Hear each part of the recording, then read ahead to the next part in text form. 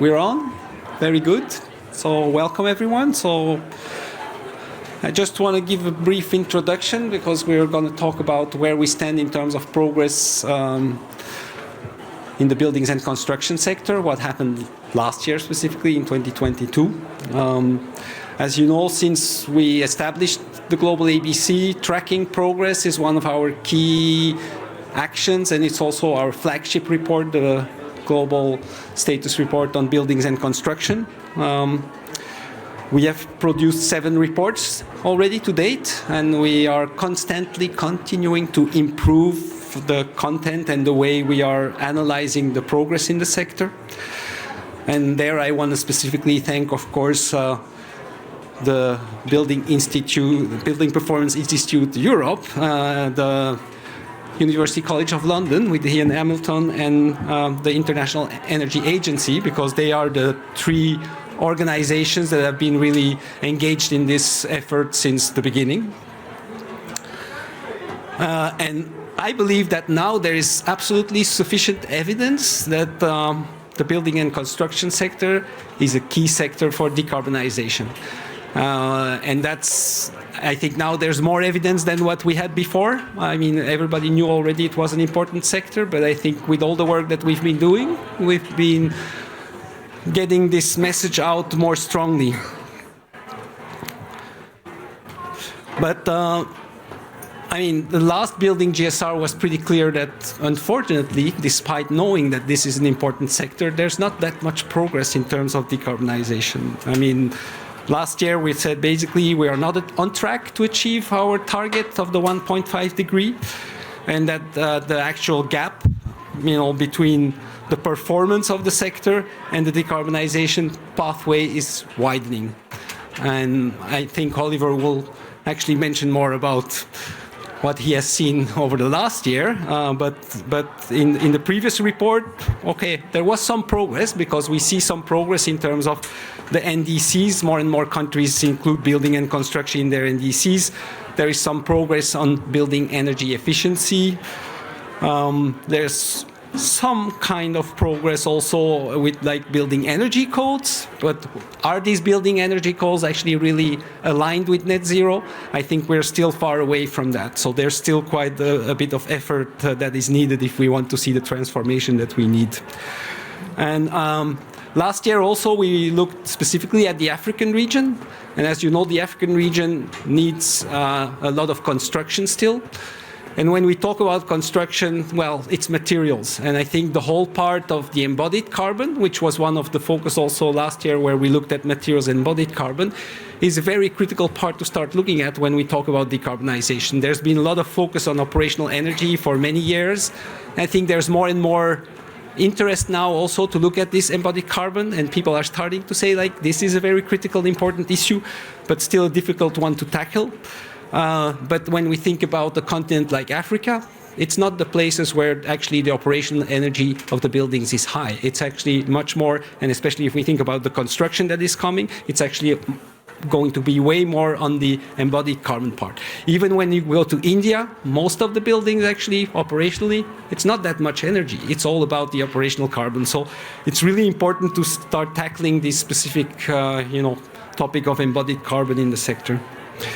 So this year, we are unfortunately not launching our building GSR at COP, which we've been doing all the previous years, but we still wanted to make sure that we can show where we stand in terms of progress of the sector, and that's for this reason I'm inviting Oliver Rapf to give us a preview of what's going to come in the next report, and the report will be launched at the Building and Climate Global Forum that UNEP is organizing with the government of France, and which will take place on 7-8 March in Paris, and where we hope to see as many people from the community to continue pushing for the buildings and construction sector.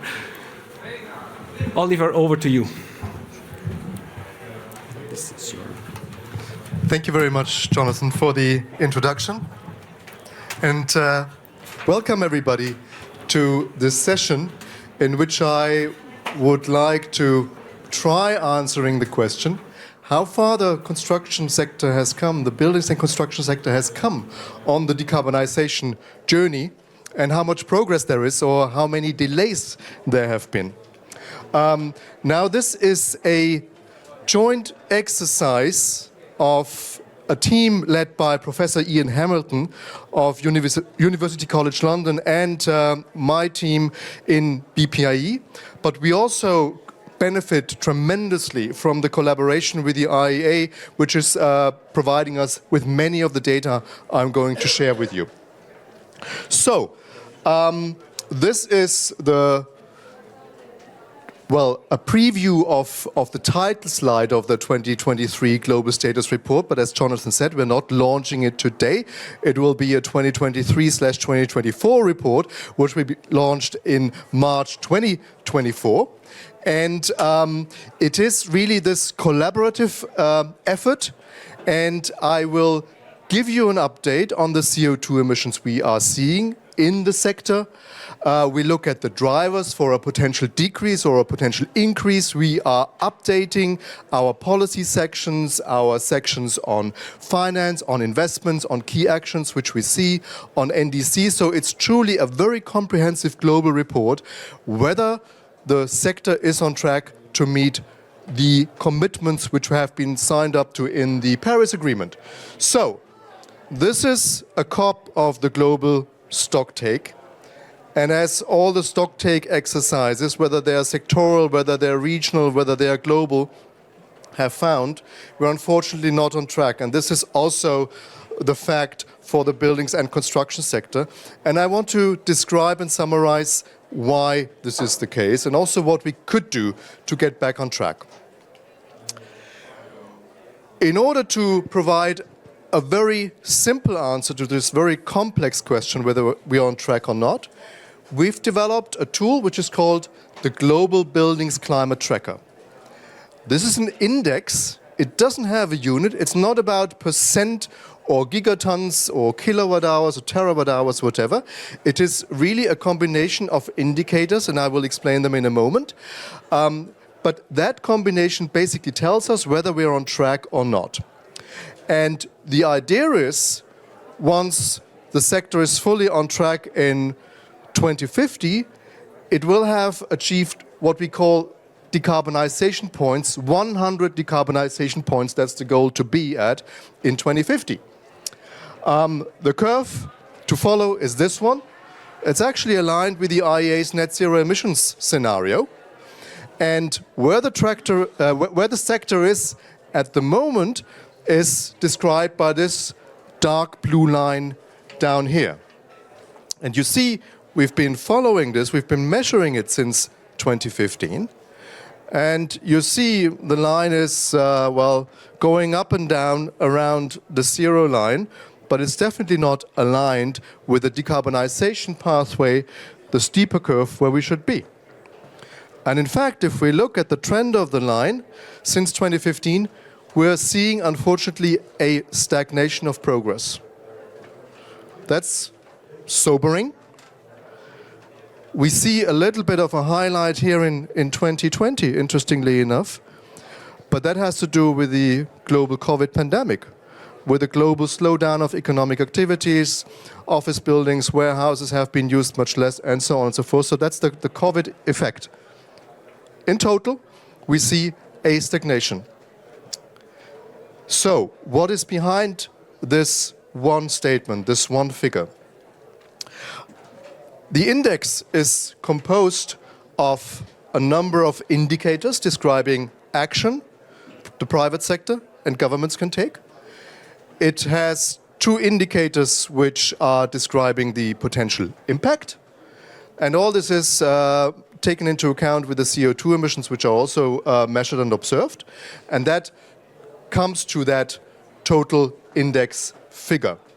Now, going through these individual indicators, and I want to start with one of the impact indicators, will give us a more detailed story. So this is the progress we see or we do not see when it comes to the energy intensity, and that's measured in kilowatt hours per square meter and year. Again, the light blue should be the path to the goal. The dark blue is the observed energy intensity over time. And you see The light blue path is lower than the observed. There is a gap of 18.8 kilowatt hours per square meter. That is a global average figure, of course. That is different from region to region. But what we observe over the years that the size of the gap has increased by 50% on average year by year. So yes, we're making some small improvements in the energy intensity, but it's just not big enough to be on track. Now, if we look at the global energy demand from buildings and construction, you see the figures lined up here in this bar graph since 2010, and we are observing this increase over time. And on the pie chart, you see how it's split up. About 21% of the final energy consumption comes from residential buildings, 9% from non-residential buildings, and about 4% is caused by the buildings construction industry itself. So this is the energy consumption aligned with that indicator which I've shown you earlier. Moving to the renewable energy share, because, well, efficiency is one of the solutions. We also want to increase the share of renewable energies in buildings. We see that since 2015, since we follow that, the renewable energy share has increased by about 1 percentage point only. Ideally, to be aligned with the Paris Agreement, we would be at over 11%. But we're only close to 6%. So again, a significant gap here, and this gap has increased by about 36% on average every year. And of course that means that if we had clear and ambitious plans for the phase out of fossil fuels in buildings, the situation would be very, very different. And if we would implement the solutions which are there, we would be able to see a significant growth towards the decarbonisation pathway, but we do not see that because we essentially do not have the policies and programs in place globally at the moment. Now, looking at another indicator we're using, the green certification of buildings. For that indicator, we evaluate programs from around the world.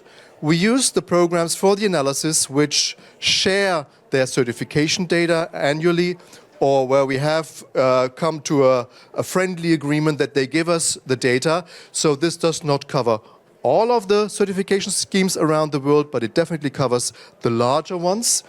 And it's really a geographical spread all around the world. This is not only Europe or not only North America.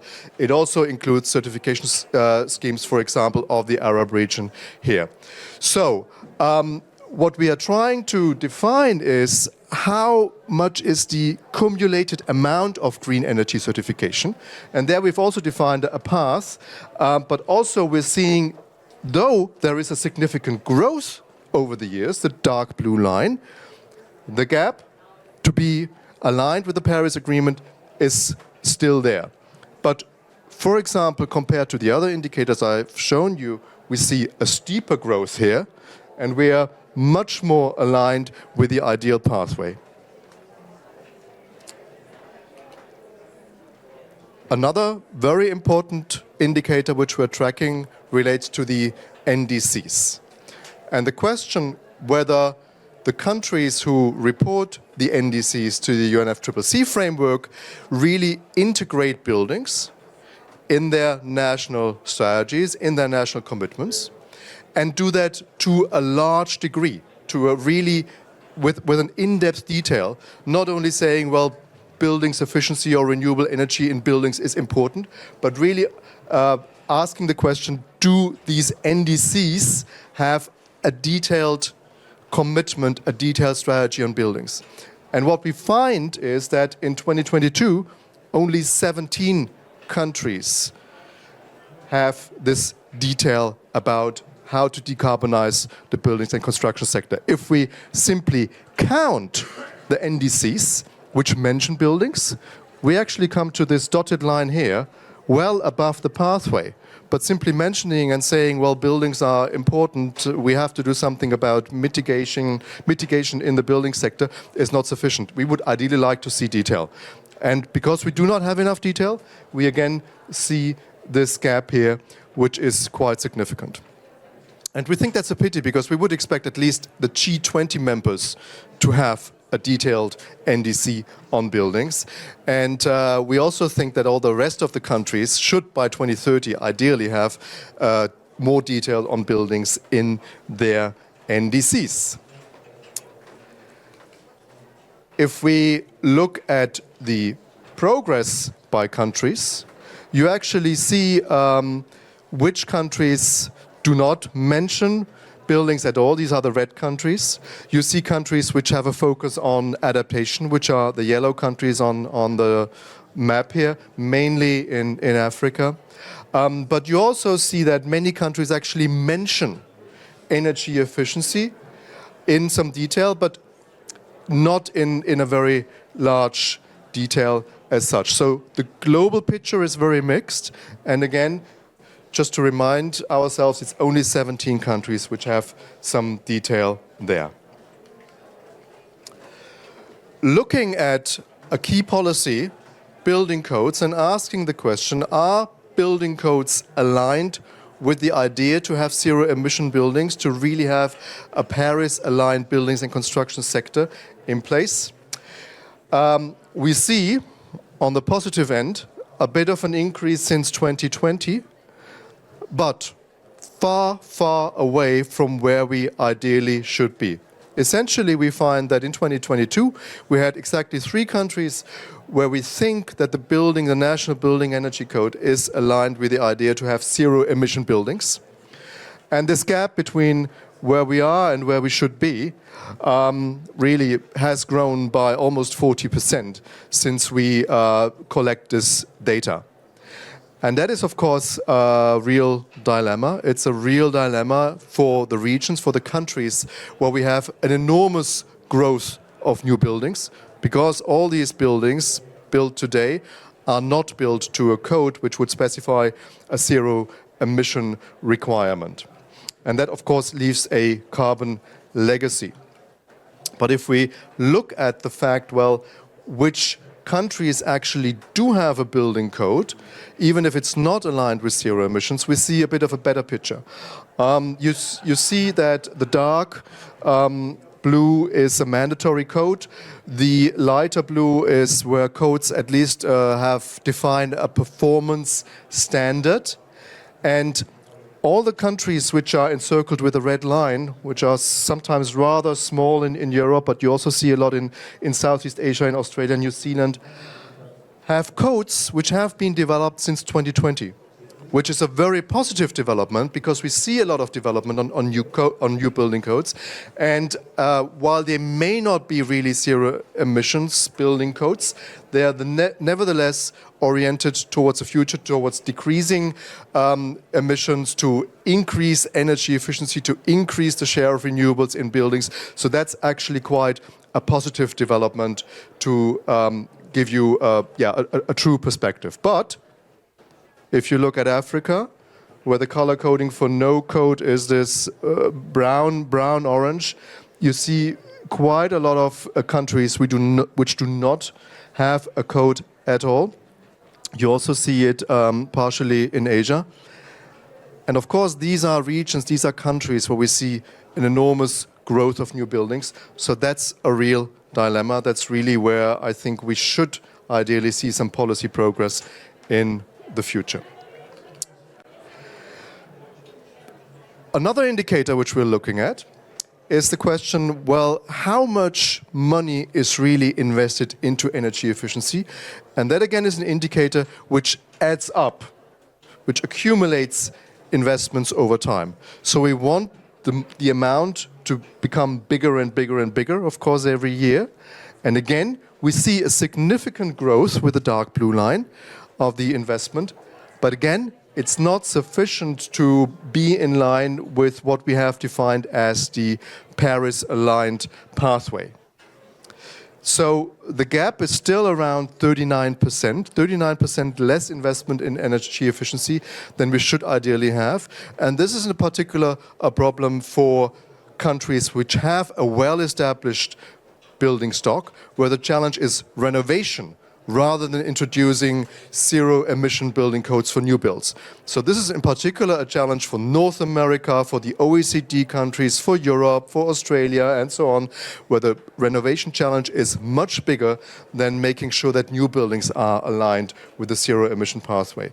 And that's why we need to have solutions like the European policy of the renovation wave, the adoption of new, more stringent performance standards in North America, and so on and so forth.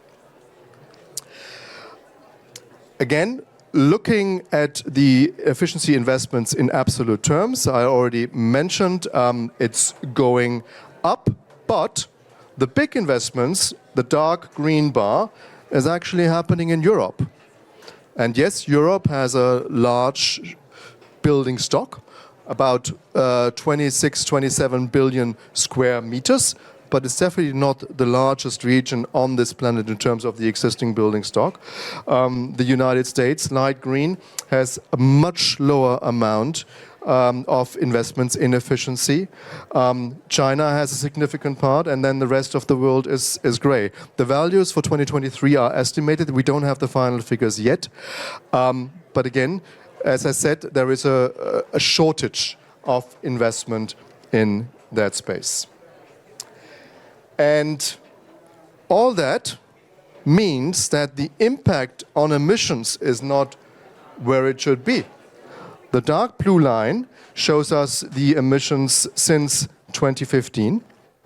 And it's in line with my statement at the beginning. We're seeing a stagnation, and in fact, since last year, we see a 1% increase. Again, you see a little dip here in 2020 when COVID hit us, but since then, it's been going in the wrong direction. We're not on this Paris-aligned pathway. Ideally, emissions today would be at 7 gigatons of CO2, but the gap is 2.8. And so, in fact, significantly higher, 40% higher today than where we ideally should be. And again, if we're looking at the change over the years, this gap has increased by over 40% year by year, which is the big dilemma. So, this is then the share in the sector. You see the direct emissions for residential, the indirect emissions for residential, the smaller share for non-residential buildings, direct and indirect. But you also see the emissions coming directly from the construction industry. They are between 7 and 9. This is quite a wide range, but we do not have a global mechanism, a global data collection exercise, which really is collecting the data in a totally reliable way from construction. That's why we work here with a range, but we're quite certain also in close discussion with the IEA that this range is correct. But it is still a range, and that is a bit of a data uncertainty. But all in all, we see that the global buildings and construction sector has a significant share of global emissions. And that's why it needs to be addressed very, very urgently. So, what does this all mean? What can we do really to change that situation? Well, we think that first of all, governments need to collaborate much, much more to really define common metrics, to define common data collection exercises, to make sure that we have an international mechanism to monitor the situation much, much better than we do today. But then, of course, governments can really play an enormously important role in changing their procurement policies. If we had government procurement policies, which would only procure green, climate-friendly buildings, we would be in a very different situation than where we are today. The funding going into net zero buildings is also not sufficient in most countries. There might be some exceptions, but in principle, the funding is not sufficient. And we know that buildings and construction is something which is very regional, very local. What we need to instigate more, what we need to achieve more is collaboration, exchange of best practice, exchange of curriculum, exchange of knowledge globally. The North can learn from the South, the South can learn from the North, East and West, and so on. This is not a one-way street. There are excellent examples all over this planet of green, climate-friendly buildings. We need to come to a stronger collaboration on that point, and that is where governments, but also industry, can play a much, much bigger role. And I think that's also one of the goals which we want to achieve with the Global Buildings and Climate Forum happening then in March. And with that, I would like to close my sneak preview of that report being published in the beginning of March. And if there are any questions in the room, I'd be happy to take them now. Thank you very much.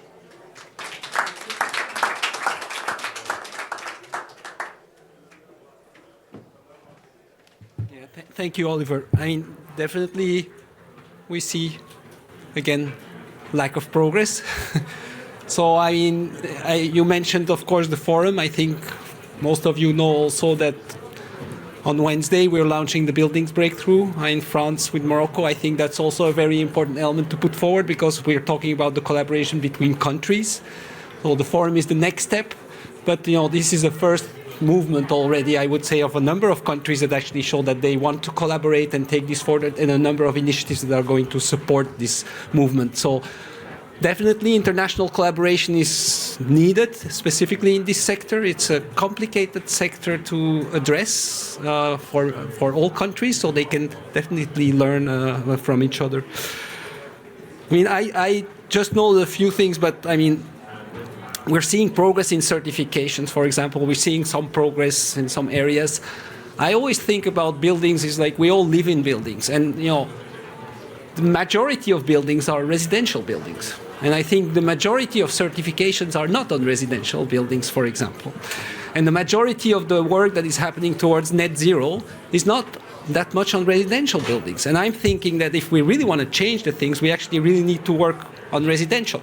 If we manage to change the shift, you know, make the shift, I would say, in the residential sector, we've done it. And I think as long as it stays much on a number of, you know, more lighthouse projects, which is what happens most of the time. There are very few projects on housing that have been labeled net zero or have like very good performance. So I really think that's also where we need to collectively think on how, and this is also what supports us as human beings. I mean, we all, like, you know, the housing is a real issue in a number of countries, and I think housing is also what speaks to a number of the countries from the global south specifically, where a lot of housing issues are there in terms of, you know, a lot of people don't have like adequate housing overall.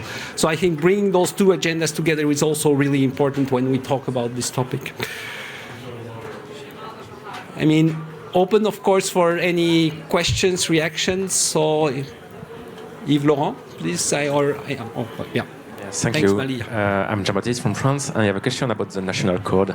And maybe, sorry, I will focus on Europe, but Europe is getting with EPBD a framework to deploy a national code aligned on the Paris Agreement.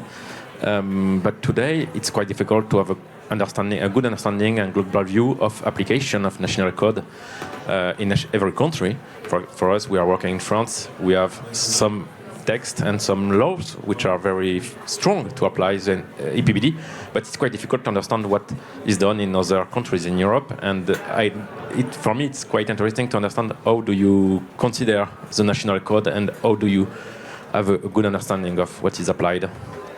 Yeah. Well, the legislative situation actually not only in Europe but also in many other regions in North America is complex, because the legislative power on building codes often lies with the national governments. It does in Europe.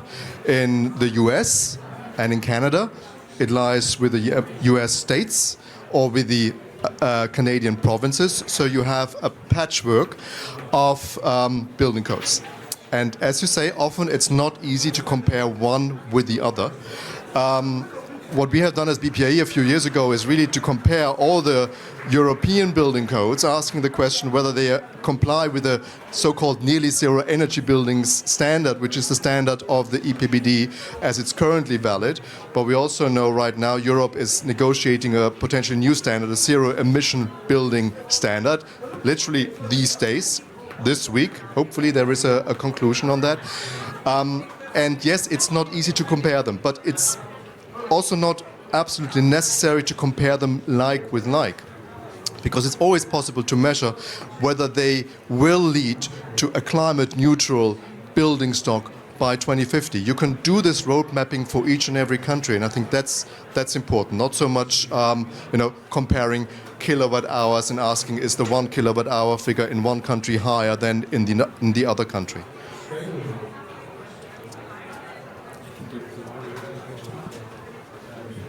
Thank you for sharing the great data. My name is Omar. I'm with Brainbox AI.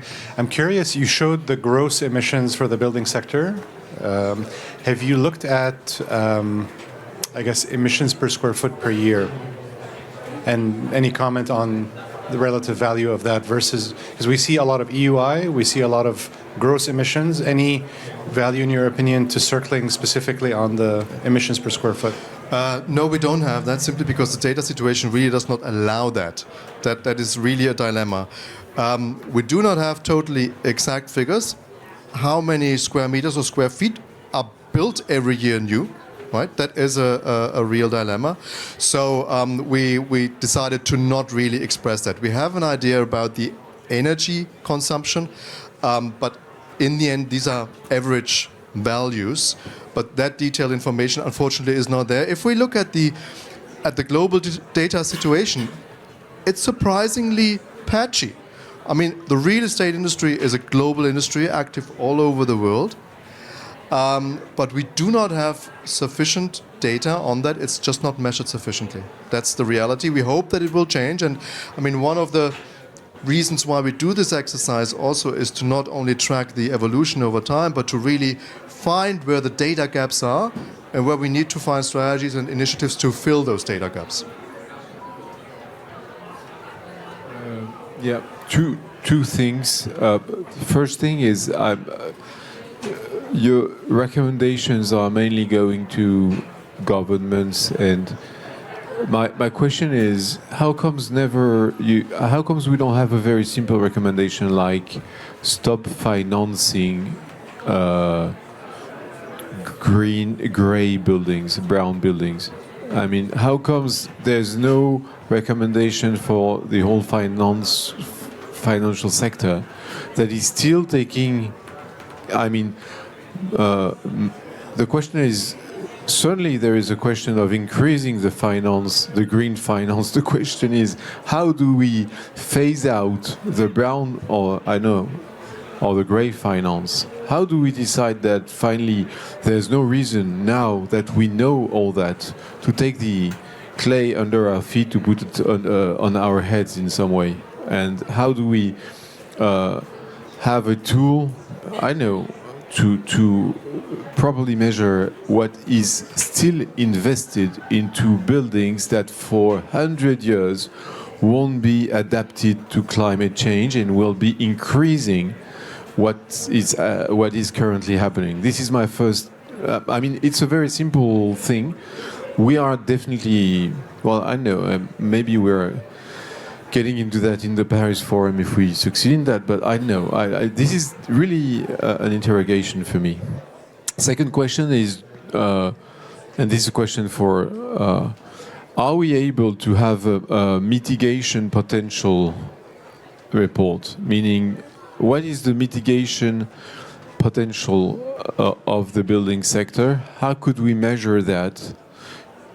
Could be quite simple to say we know more or less what's going to be built in the 10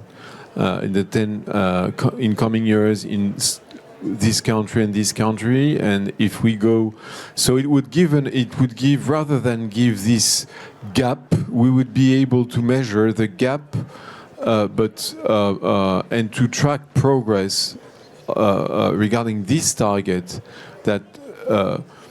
to have an evaluation of the mitigation potential. It shouldn't be that difficult to produce. Let me start with that second question.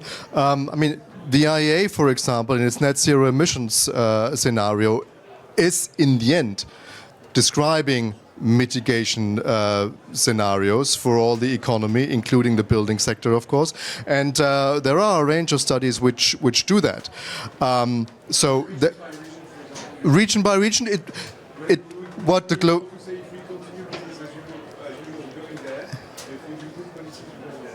Yeah. Region by region or country by country, we are currently able to say we're going there exactly, and the surface that we're going to build is going to drive there. Yeah. I think we do not have it currently for all the countries on this planet, but the GlobalABC has launched a few years ago a road mapping exercise which is working with many countries on this planet to really define what the roadmap should look like, and that is like a mitigation scenario. In European legislation, member states have to develop so-called national renovation strategies. That's also some kind of a mitigation scenario. So I think we have a number of studies, a number of reports to tell us where the journey should go to, how quickly it should go, and what kind of technologies can really deliver the mitigation. But we have not done one which would cover with the same methodology, for example, all continents or all regions or all countries. The reason why we have chosen the GAP approach is because we want to measure progress. We want to answer the question, is our progress on these indicators and in the index and in total fast enough? Because you can be quite good in one indicator. For example, the increase of green building certification can be quite good and quite steep, but if the other indicators do not develop in the same direction, in the same way, then we're not on the decarbonisation pathway. To your question about the brown investments and whether investments should still go into real estate, which is not fully aligned with the Paris Agreement, probably it shouldn't. But it's a question to ask to the real estate investment community, to the asset managers who are all there. And if the GlobalABC, who will then publish the report at the beginning of March, wants to include that, of course, this is a sneak preview. This is not the final end, and I think there will be a number of discussions happening between the membership group of the GlobalABC, how to finalize that and how to fine-tune that. Thank you. Any other questions from the floor? If not, I think we have time for one still. Okay. Yeah, I think it follows up on your question, Yves. The Global Building Forum is really exciting, bringing together national governments for the first time on a shared agenda, cooperating, looking at research, focusing.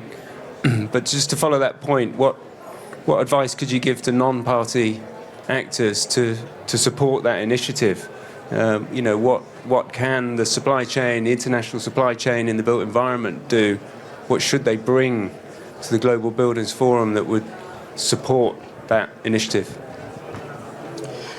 I'm wondering whether we should give the answer, or we should ask Yves Laurent from the French government to answer that question. What should the private sector, the non-governments, bring to the forum? I have a few ideas, but we have you in the room. Yeah, so, well, as you know, the forum is going to be organized in form of, the 7th of March is going to be a stakeholders day in some way to prepare answers or questions to engagement for the second day that would be more a ministerial meeting. So we have a whole setup of, we have workshops to prepare this moment. We have 20 sessions in preparation, all on topics, one on private finance, the other one on development finance, the other one on the role of local authorities, some on tracking progress, some on what that new technologies can bring to the building sector, both in terms of resilience and in terms of mitigation. So there's many sessions, and these sessions are going to be prepared by mainly the persons, the interested person, and they will bring recommendations at the moment. Recommendations and hopefully engagements also, because it's not only asking questions like asking the governments to do so, but also to be able to say we are going to do so. So basically what is going to be what we need from stakeholders is to say we can go that far, we can do this, because at the end of the day the building's value chain is a value chain that is not very self-conscious. So the motto of this forum would be how to solidify the value chain by solidifying each of its links and by solidifying mutual trust. And mutual trust can only be gained through engagement of individuals. So if development banks say, for example, we are going to stop any investment that goes into brown buildings, very good, we take that. This is the kind of engagement we would be looking for, and there can be lots. I mean, each link, each partner, each stakeholder of this value chain should be able to say what can I do? What can I bring to the table? This is probably what we're looking for. So we are preparing a declaration for the governments, but we need also the others to say what they can do for themselves. Not me to tell you what. That's what we're intending to do. Thank you. Is there another question from the floor? If not, I think, Jonathan, we close the meeting. Yeah, thank you very much, Oliver, for giving us a preview. I think interesting discussion. A lot of challenges ahead of us still, but I think also, as Yves Laurent said, I think what we're expecting is really for the value chain people to come and say, we're ready to work with you governments to actually make this happen. Because when I talk to a lot of, I talk quite a bit lately with my colleagues from the UNEP Finance Initiative and the commercial banks, they're all very interested to look at how can they decarbonize their real estate portfolio, but then they're asking, okay, how do I know whether it's going to be a net zero building or a decarbonized building? And that's where maybe the certifications come in, but providing tools also actually to those actors that are not yet used to all these things is a very important element. So I think that there is an opportunity. The point you mentioned about the roadmaps, definitely a good point. But still, and you said it earlier, data is a challenge. So, even when we go into countries and we work with the countries on developing the roadmaps, in some cases, it's really difficult to kind of give a number in terms of mitigation potential, because they don't know, for example, their building stock. And if you don't know the building stock and you don't know how it's going to grow, then it's very difficult to come up with some kind of numbers. Because I think what Yves Laurent was mentioning also, it would be good to show numbers, because numbers speak to people. So I think there we still have a challenge also overall. But we're together and we continue fighting for this. So I hope we'll make it work. That's what we're doing, and I think the GlobalABC has an enormously important role because it brings together the private sector, the civil society community, and the governments. And I think that's exactly the most important thing we can do: collaborate together. So thank you very much for coming.